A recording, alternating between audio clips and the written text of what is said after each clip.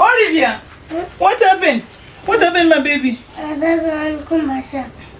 Nati? Pepa mwana wa nini ngutema tu mwana wa? Wakuchaya dada? Washitana wevi? Ukale pasi. Wautu ukale pasi chukwa cha vishi? Baby, mwana wananga vishi wani? Ai, we ni pano ni busy ni kumbati mtu wasokonesa ni shapa. Ni busy pano. Mwana kwenu tu ya. Mwana unipa kwa yangu. Mwana unipa kwa. Mwana wale kucheza namwe? Pakwa nyengo yake yocheza kana kwa pano open ya ni busy. Mbwe phone day. Phone mesa.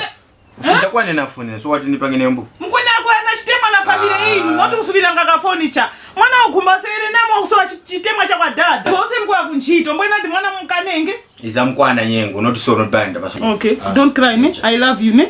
Ngutema ina dada na wakutema. I don't know manyi washitika kambuni manyi wakutema dada. Udandaula ya ine.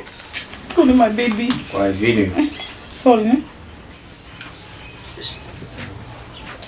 Yes. Yes, phone kushaji. Watu